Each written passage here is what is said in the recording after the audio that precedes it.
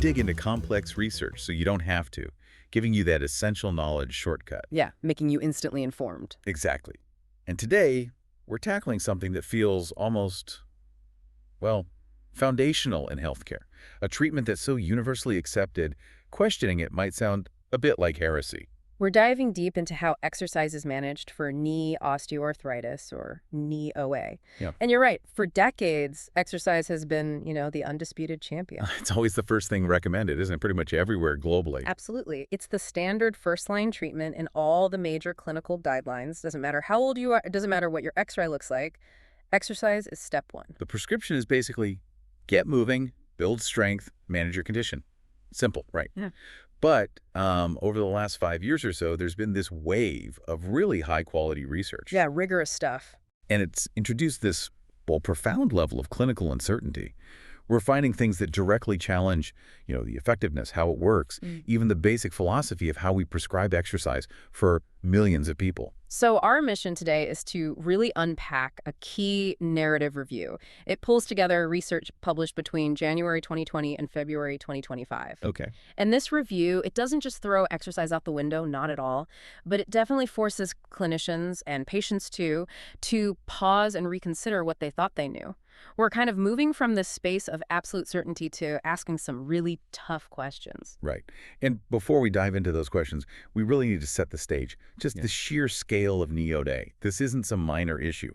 The global impact, medically and financially, it's huge. Oh, it's a massive public health challenge. Globally, we're talking about roughly 365 million adults affected by knee OA. Yeah. And get this, about 30 million new cases develop every single year. 30 million. Yes. That's like the entire population of Texas developing knee OA annually. That's staggering.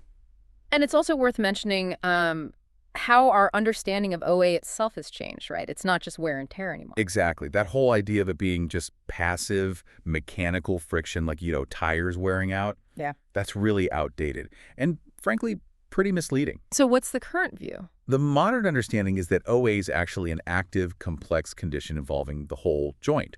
It happens because of this dynamic process where the joint tries to repair itself, but ultimately fails. Failed repair. Okay. Yeah, so the body initially tries to handle cartilage damage or bone changes, maybe with inflammation, immune responses, but eventually that system goes awry. It becomes maladaptive, and that leads to the chronic pain and the functional problems that define OA. It's an active biological disease, not just wear. And that resulting disability, that pain and lack of function, it obviously translates into massive costs for society. Looking at the financial side, it seems like a lot of the money gets spent on the most extreme end of treatment. That's the real paradox, isn't it? If you look at Australia, for example, the healthcare system spends about 4.3 billion Australian dollars a year on OA. Billion with a B. Yeah. But a huge chunk of that goes towards surgical and hospital stuff. Specifically, those total knee replacements. In 2023 alone, Australia performed 78,125 of them. 78,000. And you wonder, is that cost so high, partly because people aren't getting, or maybe aren't sticking with, the conservative treatments like exercise that are supposed to work before surgery? That's a huge part of the picture. And the cost goes way beyond just the direct medical bills. OA hits workforce productivity hard. I bet. Estimates suggest OA cost Australia alone something like $424 billion in lost GDP back in 2019. Just from people not being able to work fully or participate fully in life, that's the real burden, that restriction on meaningful activity. Okay, so we've got this massive, complex biological problem. It needs a multi-pronged solution, and exercise is meant to be the absolute cornerstone of that solution. But the big question now is it actually living up to that promise? Yeah. And that really sets up the core of our deep dive today. We're going to frame this around the 6 central questions that this recent research is forcing us to grapple with. These are really the biggest debates happening right now in OA management. Okay, what are they? 1, is exercise really as effective as we always thought? 2, how does it actually work? And who is it most likely to help? 3, is there an optimal dose? Like more frequency, more intensity, does that actually mean better results? 4, does sticking to the exercise plan long-term adherence, does that actually matter for the outcome? That one sounds controversial already. It is. 5, do we absolutely need to deliver this care face-to-face, or can remote options work? And finally, 6, how much does the way we talk about OA, the language we use, influence what patients believe and do? That's quite a roadmap. It definitely takes us into some potentially uncomfortable territory, challenging long-held beliefs. So let's start right at the top. The fundamental question of effectiveness. Okay, theme one. Is exercise as effective as we assumed? It feels almost wrong to even ask that. Yeah. If you think back just a few years, say to 2015, the confidence level seemed sky high. Oh, absolutely. It was a completely different landscape then. Back in 2015, the big Cochrane review came out. They synthesized data from 54 randomized controlled trials, RCTs. The gold standard. Right. And the conclusion was clear. Mm-hmm. Exercise significantly reduced pain and improved function. The authors were so confident, they actually stated that it was unlikely any further evidence would change those findings. Wow. So case closed, basically. That was the feeling. The book was pretty much shut on the effectiveness question. But science doesn't really work like that, does it? The scrutiny continues, and it seems like that book has definitely been reopened. What changed? Was it just more studies, or was there a shift in how the analysis was done? It wasn't just the number of studies, although that grew. The real game changer was the quality and the type of analysis. This recent wave of research heavily relies on something called individual participant data meta-analyses, or IPD meta-analyses. Okay, IPD meta-analysis. Let's break that down a bit. Why is that considered better, or maybe just different, than the older style meta-analyses like the 2015 Cochrane one? Right. So in a traditional meta-analysis, the kind done in 2015, researchers pool summary data from published papers. They take the average change scores, the standard deviations, the number of people in each group. Basically, the results reported in the study. So averages of averages. Pretty much. It's a valid technique, don't get me wrong, but it has limits. You can't really peek inside the data to see, for example, if certain types of people responded better than others, or explore more complex questions about why it worked. You see the big picture, but maybe miss some crucial details. Exactly. Now, an IPD meta-analysis is much more powerful, but also much harder to do. Researchers have to go back and get the raw, anonymized data for every single participant from all the included trials. Wow, okay. That sounds like a huge undertaking. It is, but it gives you incredible statistical power. You can standardize how outcomes were measured across different trials, reducing bias. And crucially, it lets you ask those deeper questions. Who benefits most? What factors mediate the effect? Which brings us to the findings. Right, so applying this more rigorous IPD approach, what did the 2023 analysis of 31 high-quality RCTs actually find about the size of the effect, compared to controls like, say, usual care or just getting education? They found that in the short term, exercise led to a mean difference that's the MD of only minus 6.36 points for knee pain. On a scale of 0 to 100. Yes, 0 to 100. And for physical function, the improvement was even smaller. A mean difference of minus 4.46 points, again on that 0-100 scale. Now, statistically, these differences were real. They weren't due to chance. But, and this is the big but, isn't it? Statistical significance isn't the same as being clinically meaningful for the person experiencing the pain. What does a 6-point drop on a 100-point scale actually feel like? This is precisely where the effectiveness crisis comes in.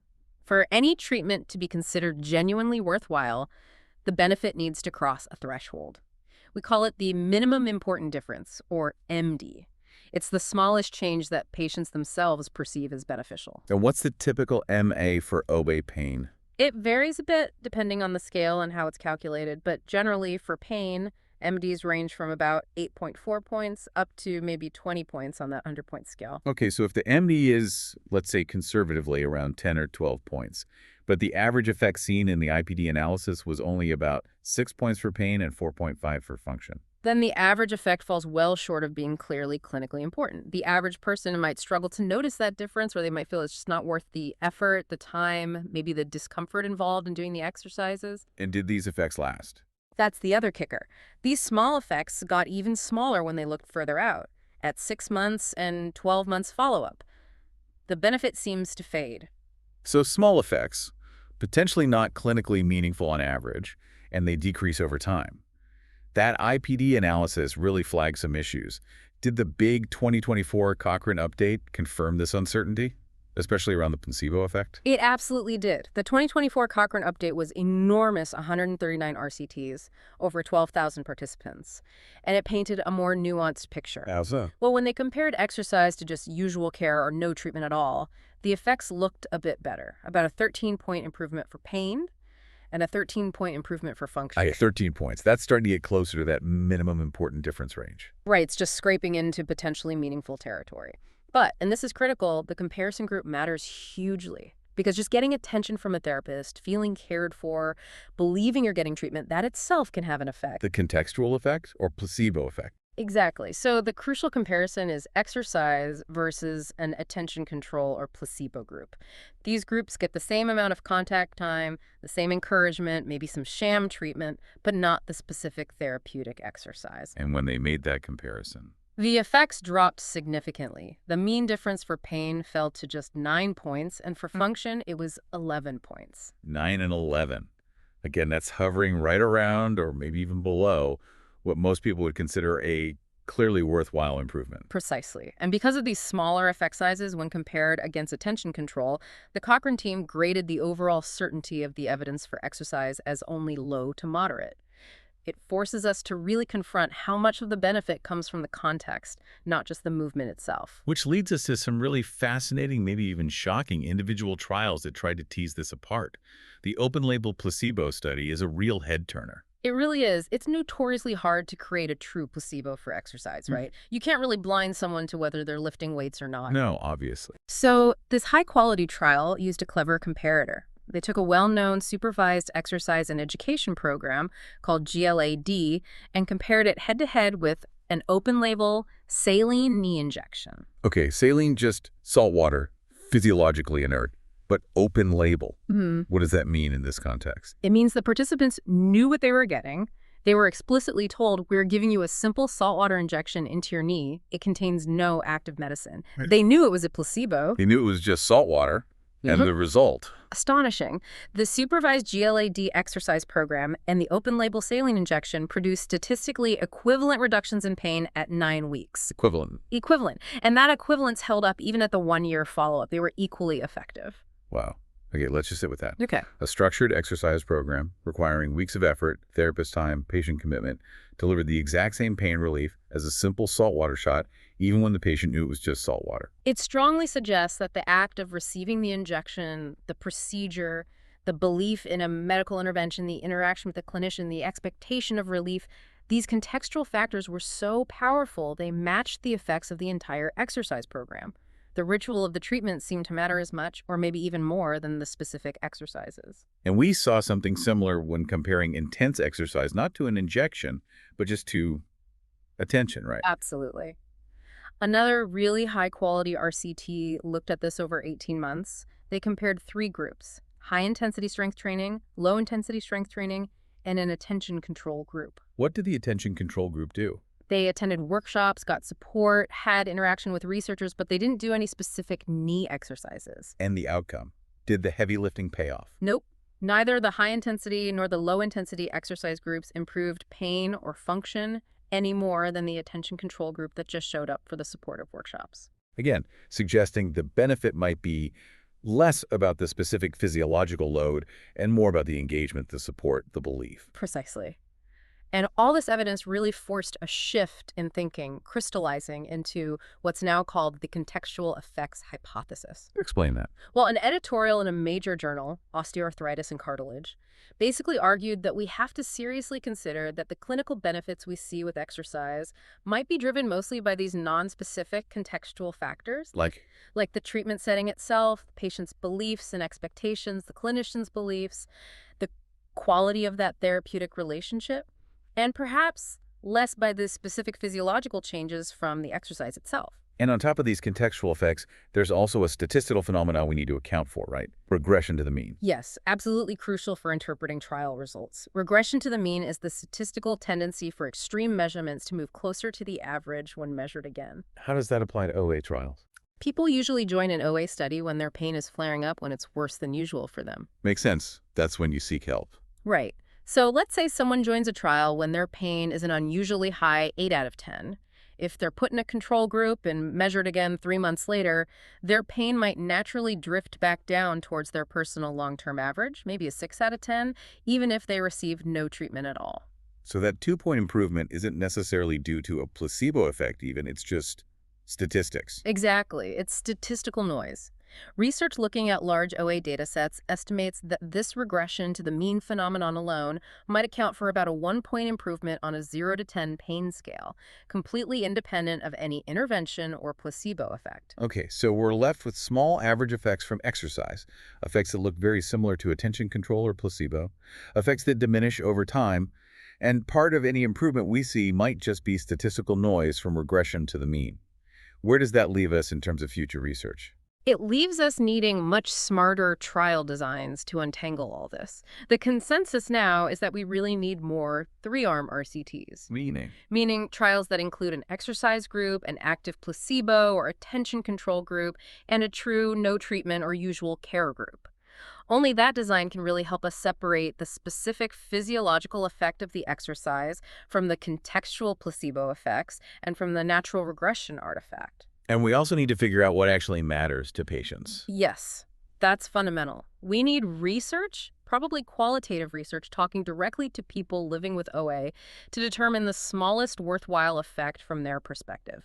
What level of improvement actually makes the effort and commitment of exercise feel worthwhile to them? Because if the average effect is, say, 6 points, but patients tell us they need at least a 15-point improvement to feel it made a real difference in their lives. Then we have a serious mismatch, and we need to rethink the value proposition of exercise as the primary strategy. Okay, if the overall effectiveness is more uncertain than we thought, that leads us straight into our second theme. How does exercise actually work? And can we identify who is most likely to benefit?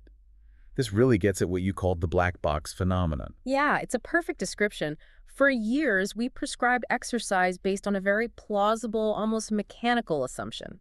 We figured it helped because it made muscles stronger, right? Or maybe it improved joint sense proprioception or increased flexibility, range of motion. That makes sense. Stronger muscles support the joint better, maybe absorb shock. That was the logical thinking. We assumed these physiological changes mediated the clinical benefit that the strength gain caused the pain reduction and functional improvement. But were those assumptions actually tested rigorously? Not really, not until quite recently. The focus was always on the outcome. Does pain get better? Does function improve? Rather than digging into the how. But then a powerful IPD mediation analysis was done. Using that individual participant data again. Exactly. They pulled data from 12 RCTs specifically to test those mechanistic assumptions. Did changes in knee extension strength or proprioception or range of motion actually explain the improvements in pain and function that people experienced after an exercise program? Okay, moment of truth. What percentage of the benefit could be explained by those factors we always assumed were key? The results were, well, pretty stark and definitely paradigm shifting. Of those 3 potential mediators, strength, proprioception, range of motion, only one showed a statistical link. Which one? Changes in knee extension strength were associated with changes in pain and function. Okay, so the stronger muscles help idea wasn't totally wrong. Well, hold on. While there was an association, the amount of the effect it explained was incredibly small. Changes in knee extension strength accounted for only 6% of the exercise effect on pain. 6%. 6%. And even less for physical function, it explained a mere 2% of the improvement in function. 2 to 6%. So flipping that around, that means somewhere between 94% and 98% of how exercise works for knee OA remains completely unexplained by these common physiological measures. That's the black box. We're prescribing a treatment, recommending it as first-line therapy globally, and we can only account for a tiny fraction, maybe 2 to 6% of its mechanism of action based on the factors we always thought were important. Wow. That really throws support behind the contextual effects hypothesis we just talked about, doesn't it? It absolutely does. If measurable strength gains only explain, say, 6% of the pain relief, it strongly suggests that the other 94% must be coming from somewhere else. Like what? Well, potentially changes in the central nervous system, maybe reducing pain sensitization. Or could it be psychological factors, changes in pain beliefs, improved self-efficacy, coping strategies? Or maybe it's simply the placebo effect, harnessed through that therapeutic interaction, the expectation of getting better. It fundamentally changes how you might think about designing an exercise program, doesn't it? If the main benefit isn't coming from maximizing muscle strength. Exactly. It raises this really interesting philosophical question for clinicians, especially physical therapists. Are they primarily strength coaches aiming for hypertrophy? Or are they more like, well, maybe movement psychologists, using movement as a vehicle to leverage belief, reduce fear, and change the patient's perception of their pain? That's a provocative way to put it. But the data pushes us there. If the mechanism is mostly non-mechanical, maybe the focus shouldn't be on pushing patients to achieve really high-intensity strength gains, which can be difficult or even painful for someone with OA. Perhaps the goal should be interventions that effectively tap into those central nervous system and belief system changes, using just the minimum amount of movement needed to facilitate that process. Okay, so if the specific how is largely a mystery, the next logical step is to figure out who. Can we identify specific types of patients who are more likely to respond well to exercise, even if we don't fully understand why? Right. This is the search for moderators of treatment effect. Who benefits most? Researchers tackled this again using a large IPD meta-analysis, this time looking at 31 RCTs.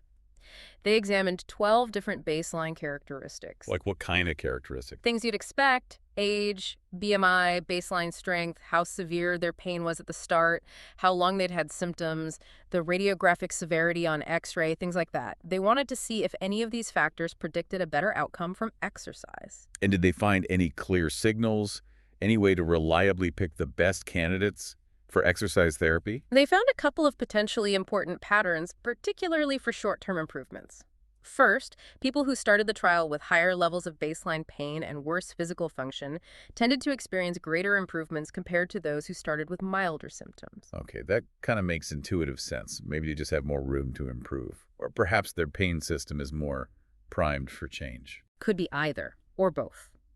The second key finding related to how long they'd had symptoms.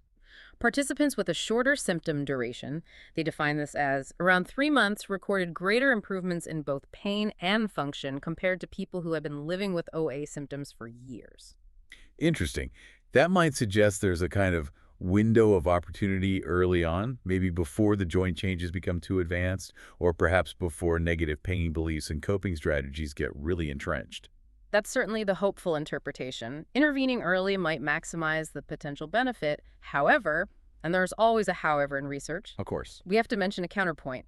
A large cohort study using real-world data from that GLAD program we mentioned earlier, they actually found that the treatment effects were pretty comparable between people with early-stage knee OA and those with late-stage severe OA. So that contradicts the IPD finding about symptom duration. It suggests it might be more complex. While symptom duration might influence the short-term response in RCTs, this real-world data implies that exercise can still be beneficial even for people with long-standing severe disease. It doesn't seem to be only for early OA. Okay, so the picture on moderators is still a bit blurry. Given this huge black box for mechanism and some uncertainty around moderators, what's the path forward for research? How do we start filling in that 98% knowledge gap? It really requires a major coordinated shift in how we conduct OA trials. First off, we need consistency. In what way? Right now, different studies measure things like baseline pain, function, or even strength in slightly different ways, which makes comparing them or pooling data really difficult. Future trials need to agree on and consistently measure a core set of potential moderators and, critically, potential mediators. And we need to look beyond just muscles and joints for those mediators, right? Absolutely. The focus has to broaden dramatically. We need to start routinely measuring biological factors, maybe systemic inflammatory markers, and definitely psychological and contextual factors, such as Things like the patient's expectations about the treatment. Do they believe it will help? Their level of self-efficacy. Do they feel confident they can manage their condition? Even the quality of the relationship they build with the therapist. Qualitative studies already hint that these things matter hugely. For instance, patients who firmly believe their weight makes exercise pointless tend to do poorly, regardless of the actual program. So, unlocking that 98% black box really means accepting that the answer probably lies more in the brain and the mind, in neurobiology and psychology, rather than just in the knee joint itself. I think that's exactly where the evidence is pointing. Right, moving on from the how and who, let's get practical and talk about the actual exercise prescription itself. This covers our next two themes. Number 3, is there an optimal dose or type of exercise? And theme 4, the really intriguing one, does adherence sticking to the plan actually matter? Let's start with dose and type. Okay, so theme 3, dose and type. For decades, the underlying principle in exercise prescription, especially for strength training, has been pretty simple: dose response, meaning more is better. Essentially, yes. If you want a bigger effect, you need a bigger dose. More frequency, sessions per week, more intensity, heavier weights, harder effort, longer duration, more minutes per session or weeks in the program, more sets, more reps. That's standard thinking in exercise physiology for building muscle or fitness. But applying that to people with chronic pain, like knee OA, where movement itself can be painful or difficult, that high-dose approach seems like it could run into problems, like people dropping out. Exactly. And the recent evidence doesn't just question this more is better assumption for OA, it pretty strongly challenges it. How so? There was a major systematic review that used meta-regression, a statistical technique to look for relationships across many studies. This review included a massive data set, 280 studies, over 25,000 participants, and it specifically looked for an association between the prescribed volume of strengthening exercise and the clinical effect. And what did they find? Did higher volume lead to better pain relief or function? They found no association. Zero correlation between the total volume of strengthening exercise, which they calculated by combining frequency, intensity, time per session, and program length, and the effects on either pain or physical function. Not at all. That's huge. It basically undermines decades of clinical practice, doesn't it? The idea that you have to push patients towards higher doses to get the best results. It really does. It suggests that all the extra time and effort we might ask of patients to reach a higher prescribed dose might yield absolutely no additional clinical benefit for their pain or function. It raises the uncomfortable question: have we been potentially subjecting patients to unnecessary effort, maybe even discomfort, by pushing for high-intensity or high-volume routines? If a lower dose gives the same result, ethically, you'd have to choose the lower dose, surely. That's the implication. We should probably be aiming for the lowest effective dose that is also the most palatable and sustainable for the patient. The only tiny hint towards dose came from an exploratory subgroup analysis in that review. What did that suggest? It hinted that programs lasting between 3 and 6 months might yield slightly greater benefits than very short programs, say under 3 months, or very long ones over 12 months. Maybe there's a sweet spot there for adaptation or perhaps for psychological buy-in to solidify. But again, that was exploratory, not definitive. Okay, what about intensity specifically? We often hear about high-intensity interval training or heavy strength training. Did lifting heavier weights prove better for knee OA pain? We have a key RCT that addressed this directly. It ran for 18 months and compared high-intensity strength training, really pushing the weights against low-intensity strength training using much lighter resistance. And they also had that attention control group. And the result between high and low intensity? For pain intensity, there was absolutely no difference between the high-intensity and low-intensity groups. They got the same amount of pain relief. No difference. What about function? This was surprising. Physical function actually slightly favored the low-intensity group. The difference wasn't huge, but the key takeaway is that the much harder high-intensity work failed to produce superior results and might have even been slightly worse for function.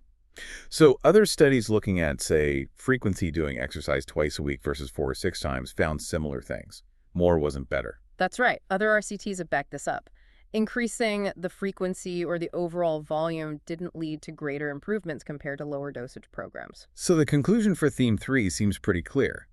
The evidence just doesn't support the idea that a higher dose or higher intensity exercise program is superior for knee OA outcomes. Correct. The focus probably needs to shift away from finding the maximal tolerated dose and towards finding the minimal effective dose, or maybe even better, the most enjoyable and sustainable dose that helps achieve those important contextual effects we discussed. Okay, if dose doesn't seem critical, what about the type of exercise? Is strength training king? Or is aerobic better? Or do you need a mix? This follows a similar pattern. The current evidence, mostly coming from network meta-analyses or subgroup analyses within larger reviews, generally suggests that. Well, pretty much all the commonly studied types work, and none is clearly superior. So strength training, aerobic exercise like walking or cycling, mixed programs combining both, they all seem to land in a similar place. Broadly speaking, yes, particularly for the immediate post-intervention outcomes. They all seem to be effective compared to doing nothing. Have there been any recent head-to-head trials comparing specific types that clinicians often debate, like, say, adding strength training to a neuromuscular program, or comparing exercise on land versus in water? Yes, and they tend to reinforce this idea that the specific type might not be the most critical factor. One RCT took that GLAD program, which focuses on neuromuscular control and education, and compared it to GLAD plus some added low-dose strength training, like leg presses. Yeah. No difference. Adding the extra strength work didn't improve function or pain outcomes compared to the neuromuscular program alone. Okay. What about weight bearing versus non-weight bearing? That's a common question, especially for people carrying extra weight. Another relevant RCT looked specifically at patients with both knee OA and obesity. They compared 12 weeks of weight-bearing exercises, like Oh. step-ups, against non-weight-bearing exercises, like stationary cycling. And again. Again, no meaningful difference in pain or function between the two types. So if the dose doesn't really matter beyond a certain minimum threshold, and the specific type doesn't seem to confer a unique advantage, where does that leave the exercise prescription? It suggests the prescription should probably be guided much more by the patient's preferences, their capabilities, what they find enjoyable, what they feel confident doing, and what fits into their life. The goal should be finding an activity they can stick with and believe in, rather than searching for one supposedly superior type or dose. Which brings us perfectly to theme 4, adherence, right? The adherence paradox. This might be the most counterintuitive finding we discussed today. Clinically, adherence is everything, isn't it? Especially for chronic condition like OA. You have to stick with the plan long-term for it to work. That's the gospel. It absolutely is. The fundamental clinical assumption is a direct linear relationship. The more you adhere to your prescribed exercise program, the better your pain and function will be. Conversely, poor adherence means poor outcomes. Improving adherence is a constant battle, a constant focus for therapists. But the research suggests otherwise. When you rigorously analyze the data, that straightforward assumption just kind of evaporates. It's quite startling. Okay, let's start with that big systematic review again, the one with 257 studies. When they used meta-regression to look for a link between how well people said they adhered to their exercises and their actual clinical outcomes, what did they find? They found that the degree of self-reported adherence to strengthening exercises showed no association with the clinical outcomes of pain or physical function. No association at all, not even a weak one. No statistically significant positive correlation. Better adherence did not predict better results across those studies. Wow. Okay, that really challenges the core rationale for constantly tracking compliance, for nagging patients about doing their exercises perfectly. But maybe that's just an association. Correlation isn't causation. Did we have trials that specifically tried to boost adherence to see if that caused better outcomes? Yes, and this is where the evidence gets really compelling because these trials tested the causal link directly. One excellent RCT compared 3 groups. Group 1 got usual care, Group 2 got an individually tailored exercise program, and Group 3 got the same tailored exercise program plus a targeted adherence support package. What did the adherence support involve? Things like regular motivational phone calls, problem-solving barriers to exercise, goal setting, really trying to maximize their adherence over 6 months. Okay, so logically, that third group, the one getting the extra adherence support, should have had the best pain and function results at the end, right? That's what everyone would predict based on clinical wisdom. And the intervention worked in terms of adherence. That group did maintain higher levels of exercise adherence for longer compared to the group just getting the exercise program without the extra support. But when the researchers looked at the actual clinical outcomes pain scores, self-reported function, there were no clear differences between any of the 3 groups at the 6-month mark. So the group that successfully adhered better didn't actually end up feeling or functioning any better. Correct. The extra effort they put into adhering, which was successfully achieved, yielded no measurable clinical payoff in terms of pain or function. What did the study authors make of that? They were quite direct in their conclusion. They wrote that their findings questioned the assumptions that doing more lower limb exercise leads to better pain and function. They proved you can increase adherence with targeted support, but it didn't translate into the expected clinical benefit. Okay, that's one strong piece of causal evidence. Yeah. Was there another trial testing this, maybe using technology? Yes, another important RCT focused on patients with both OA and obesity. They used tailored SMS text messages delivered over 24 weeks, specifically designed to encourage adherence to a home-based strengthening program. Did the SMS messages work to improve adherence? Yes, significantly. The group getting the tailored SMS support reported considerably better adherence to their home exercises compared to the control group who didn't get the messages. And the crucial outcome question, did that improved adherence lead to better pain relief or function? Again, contrary to the hypothesis, the group that adhered better, thanks to the SMS messages, showed no clinically meaningful improvement in their pain or physical function compared to the control group. The differences in outcomes were tiny, negligible. This is genuinely paradoxical. If we know some movement is generally better than none for OA, Why would doing more of the prescribed movement, i.e. having better adherence, fail to translate into better outcomes? It feels like it should work. It does feel like it should, which is why these findings are so disruptive. We have to circle back to the two big themes we've already discussed: the small effect sizes and the black box mechanism. Okay, connect those dots for us. How might they explain the adherence paradox? Well, first, think about the effectiveness mismatch. If the specific physiological effect of the prescribed exercise is actually quite small, remember, maybe only explaining 2–6% of the benefit, then simply doing more of that marginally effective activity, i.e. adhering better, is unlikely to produce a dramatically better result.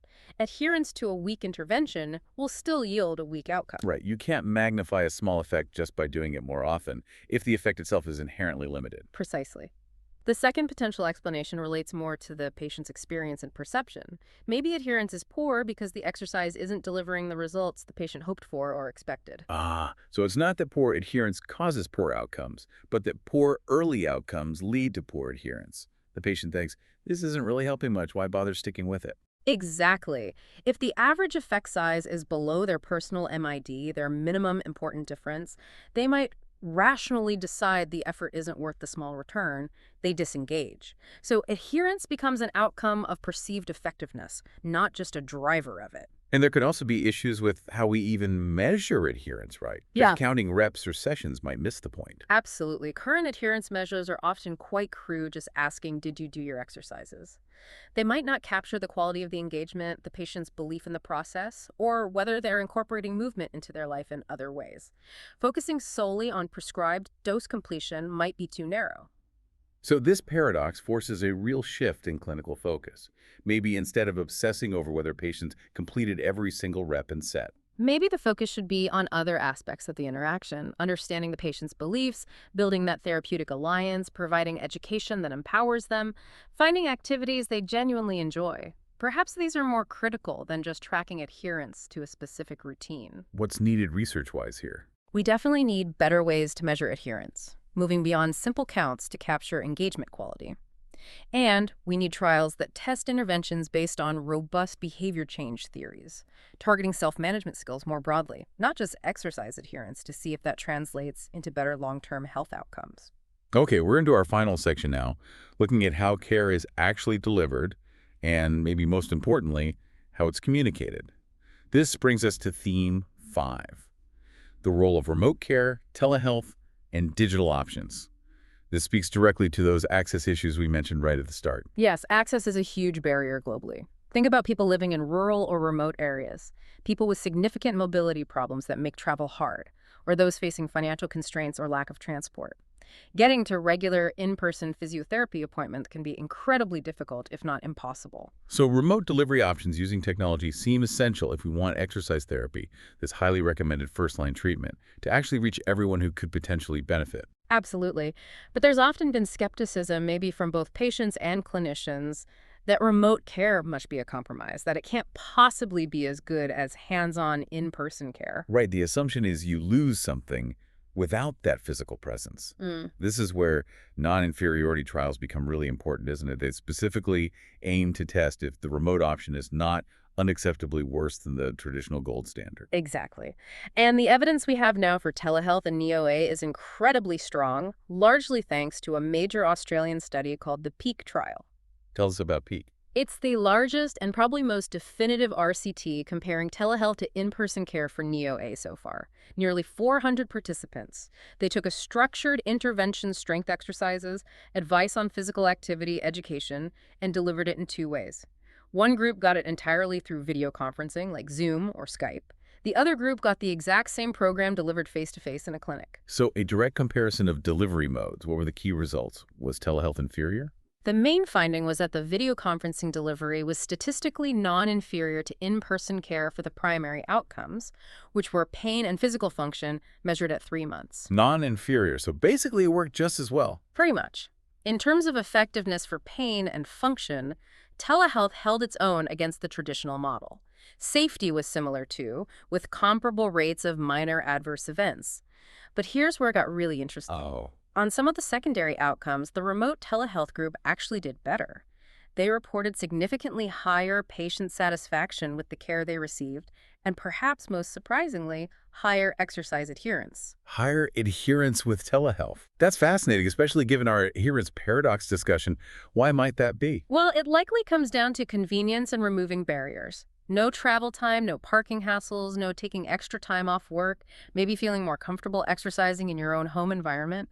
Removing that friction seems to make it easier for people to stick with the program. That makes a lot of sense. So telehealth isn't just as good as, it might actually be better than in some important ways for the patient experience. That's what the PEAK trial suggests. And other smaller RCTs have found similar results, for example. One comparing telehealth-delivered circuit training to in-person delivery also found non-inferiority for pain and function. The evidence is building that telehealth is a robust, effective, and often preferred option. Okay, so that's telehealth synchronous, real-time interaction via video. What about going even further towards completely unsupervised digital programs, like using a website or an app, maybe with just automated support? Can we essentially automate OA exercise therapy? These asynchronous digital programs also show real promise and obviously offer even greater potential for scalability and reaching huge numbers of people at low cost. There was a well-designed RCT that evaluated a 24-week strengthening exercise program delivered entirely via a website. Any human interaction? Minimal. The main support was just automated SMS messages designed to prompt adherence. They compared this digital program group to a control group that got access to a website with only simple, generic OA information. And how did the automated exercise program fare? It resulted in significantly greater improvements in both pain and function compared to the control website. And importantly, the size of these improvements was considered potentially clinically important. So even without a live therapist, a well-structured digital program can work. It seems so. It suggests these platforms can successfully deliver the educational content, guide the exercises, and perhaps harness those self-efficacy and contextual effects effectively enough to drive meaningful change. And very few adverse events were reported, suggesting it's safe too. Other studies looking at things like online yoga programs have shown similar positive results for unsupervised digital interventions. Okay, so we have effective in-person care, effective telehealth, and effective unsupervised digital programs. Is there a way to combine these, maybe in a stepped approach, to be more efficient? Yes, and that's a really pragmatic approach. The idea is to start with the least intensive, lowest cost option and only escalate care for those who don't respond. One RCT tested exactly this. How'd it work? Everyone started at step 1, unsupervised online exercise program with education. If they weren't improving sufficiently after 3 months, they moved to step 2, adding bi-weekly telephone coaching calls for extra support. If they still weren't responding adequately by 6 months, they escalated to step 3, intensive in-person physiotherapy sessions. So using the more expensive resources only for the non-responders, how did that stepped model compare to just giving people the online information alone? This stepped care intervention was significantly better for improving both pain and function, but the really interesting part was the flow through the steps. While about 65% of people did eventually progress beyond the initial online-only step, needing phone calls or in-person visits. That still means about a third didn't need to escalate. Exactly. The model successfully helped roughly 1/3 of the participants manage their OA effectively using only the cheapest, most accessible online intervention, completely avoiding the need for more intensive and costly telephone or in-person care. That's a huge potential win for healthcare systems matching resources to needs more efficiently. So the overall takeaway for Theme 5 seems pretty clear. Technology works. Yes, technology-delivered exercise care for NEOA, whether it's synchronous telehealth or asynchronous digital programs, or a blend of the two is effective, it's safe, and it's often non-inferior, sometimes even preferred by patients compared to traditional in-person models. Which means the research focus really needs to shift now, doesn't it? Less about if it works and more about how we implement it. Precisely. The big challenge now is implementation science. How do we get these evidence-based, effective, safe, and potentially cost-saving digital approaches rolled out widely, affordably, and equitably so they actually reach the millions of people globally who are currently undertreated for their OA? And that leads us perfectly into our final and I think maybe the most profound theme, the power of language and narrative. We know exercise is recommended, we know remote options can work, but none of that matters if patients are too afraid to engage because of the story they've been told or the story they tell themselves about their knee. This is absolutely critical. The prevailing public narrative around OA is often deeply unhelpful, even toxic, when it comes to promoting self-management strategies like exercise. What's the typical narrative? It's dominated by those outdated wear and tear ideas.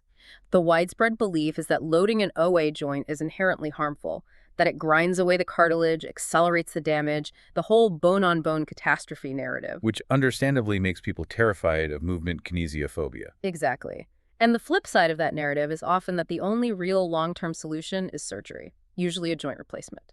So this combination, fear of movement, belief that the joint is irrevocably damaged, and seeing surgery as the only fix drives people away from exercise and towards more passive coping strategies, or just waiting for surgery. So we need to fundamentally change the conversation, move away from a language of damage and pathology. Towards what? Towards a language of potential, resilience, and empowerment. A global group of OA experts put out a call to action in 2024, specifically urging clinicians and the public to challenge these harmful misconceptions. We have to stop framing OA solely as a story of structural deficits and degeneration because that language demonstrably instills fear. And amazingly, researchers have actually managed to test the causal impact of changing that language in RCTs. Yes, this is fascinating work. One really clever RCT took nearly 600 people with knee OA and randomly assigned them to watch one of two short educational videos. What was the difference between the videos? It was purely the language used. One video used very traditional impairment-based language. It focused on the joint as a failing structure, talked about cartilage loss, bony changes, basically the broken machine narrative, including terms like bone-on-bone disease. Okay, the standard way OA is often described. What about the other video? The other video used participatory and empowering language. It reframed OA, emphasizing the joint's resilience, its ability to adapt, and focused on the patient's capacity to manage their symptoms and improve their function through positive actions like physical activity. It talked about what patients can do, not just what's wrong with their joint. Same condition, two completely different stories. Yeah. What was the impact of hearing the empowering narrative versus the impairment narrative? The results were significant. The group who watched the participatory, empowering language video showed a statistically significant reduction in their fear of movement kinesiophobia compared to the group who heard the impairment-based language. So just changing the words reduced a major barrier to exercise. Yes. And it also led to increases in self-efficacy, their belief in their own ability to manage their pain and condition, and strengthened their belief that physical activity was actually important and beneficial for their health. That's incredible. It proves a causal link. The language we use directly shapes the patient's psychological state, which in turn likely predicts whether they'll even try the recommended treatment. It's a powerful demonstration, and this is backed up by other studies, including some clever hypothetical RCTs where they manipulated written information. Like how? One study created different versions of an educational brochure about OA. They found that simply removing specific pathoanatomic details like descriptions of cartilage thinning or osteophytes led people to perceive exercise as being significantly less damaging to their knee. Less scary structural information led to less fear about movement. Exactly. More information about the damage seemed to increase the perceived risk of activity. Which brings us to a really common clinical practice, showing patients their x-rays and pointing out all the signs of OA, the narrow joint space, the bone spurs. A practice that might be inadvertently doing harm based on the evidence. Another high-quality hypothetical RCT looked at this directly. They compared people who received a clinical diagnosis of OA based on symptoms and examination versus those who received the same diagnosis, plus were shown their knee x-rays explaining the findings. What did showing the x-ray do to people's beliefs? It led them to believe two things much more strongly.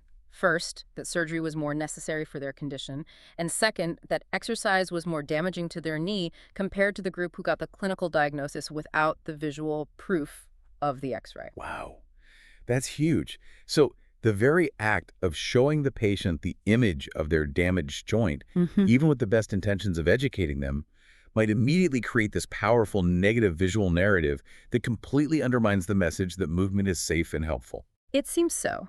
That impairment-based approach, focusing on the structural flaws, seems causally linked to fostering negative beliefs about exercise. For many patients, seeing that X-ray becomes the concrete evidence that their joint is worn out or bone on bone, making any subsequent advice to go running or lift weights feel counterintuitive, irresponsible, even dangerous. If these negative beliefs are so powerful and may be triggered by standard clinical communication, is simply giving patients more education the answer? Just telling them exercise is good for you. Probably not if the education is just information transfer. A systematic review looking at OA education found that while it often successfully improves people's short-term knowledge about OA, it frequently fails to shift those deeply ingrained negative beliefs or change their actual long-term behaviors, like exercising more. So effective education needs to do more than just present facts. Yes. The review concluded that educational approaches are much more likely to be successful if they aim to do three things. First, truly, engage the patient, tailoring the information and approach to their individual existing beliefs, fears, and goals. Okay, engage. What else? Second, help the patient embody the information. This means providing practical support and strategies to help them translate the abstract idea that movement is safe into a positive physical experience. Maybe starting very gently, building confidence step by step. Engage, embody. And the third? Empower.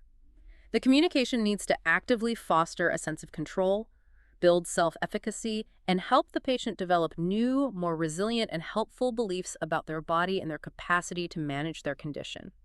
It's about shifting the narrative from, I have a broken joint, to, I can manage my symptoms and live well. So the huge takeaway from this final theme is that how we communicate about OA isn't just fluff, it's not just bedside manner.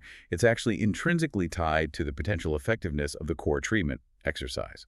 The message truly can be the medicine or the poison. Absolutely. And the research imperative now is to rigorously develop and evaluate these participatory, empowering communication approaches to see how they can be used systematically to positively shape beliefs and drive sustained engagement in helpful self-management behaviors like exercise, ultimately shifting the focus from structural damage to functional capability. #tag outro. Wow. Okay. This deep dive has really taken us on a journey, hasn't it? Yeah. Over just the last 5 years, the research has fundamentally shifted the ground beneath what seemed like a bedrock certainty in clinical practice. Yeah.